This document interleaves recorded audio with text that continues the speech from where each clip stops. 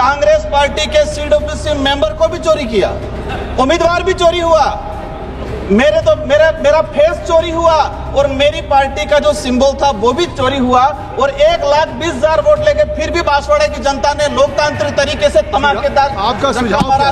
और कोरोना काल में जिस तरह से प्रभाव पड़ा था इसी तरह इस SIR की वजह से शिक्षा पे प्रभाव पड़ा।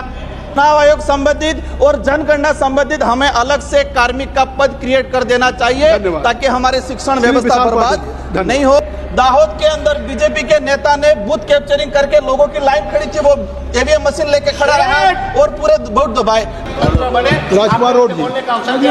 धन्यवाद सभापति महोदय।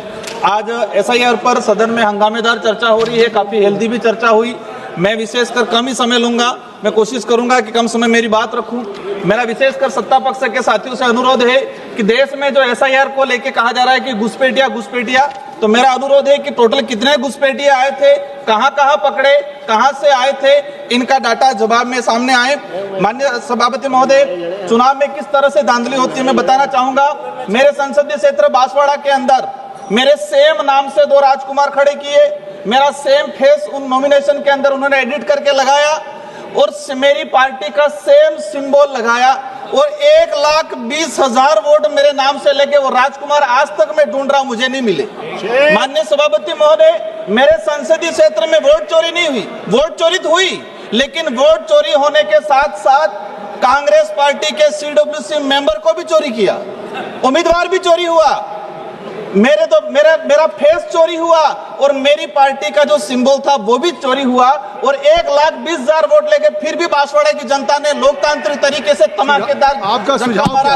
और 2,48,000 वोटों से जिताया। आपका सुझाव क्या है? माननीय सभापति महोदय, मैं कहना चाहूंगा कि जिस तरह से लोकतंत्र की हत्या की जा रही है, दाहोद के अंदर बीजेपी के नेता ने बूथ कैप्चरिंग करके लोगों की लाइन खड़ी थी, वो ईवीएम मशीन लेके खड़ा रहा और पूरे वोट दबाए। मेरे संसदीय क्षेत्र में 84 उपचुनाव, सोलंबर उपचुनाव में धांधली की।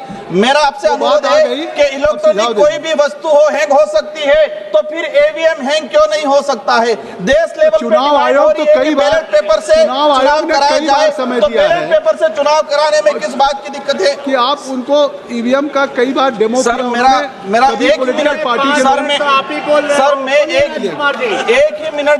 ही मिनट में अपनी बात को रखना चाहूंगा कि कोरोना काल में जिस तरह से प्रभाव पड़ा था इसी तरह इस SIR की वजह से शिक्षा पे प्रभाव पड़ा। अधिकतर शिक्षक कर्मचारी लगाए। मेरा निवेदन है आपके माध्यम से कि देश के सरकारी शिक्षण संस्थाओं सर 30 सेकंड के लिए, 20 सेकंड 30 सर मेरा सुझाव है कि देश के सरकारी शिक्षण संस्थाओं को जिंदा रखना है तो चुनाव आयोग संबंधित और जनगणना संबंधित हमें अलग से कार्मिक का पद क्रिएट कर देना चाहिए ताकि हमारे शिक्षण व्यवस्था बर्बाद नहीं हो। और हम चाहेंगे कि जवाब में आए कि कितने अवसर के धन्यवाद सभापति महोदय।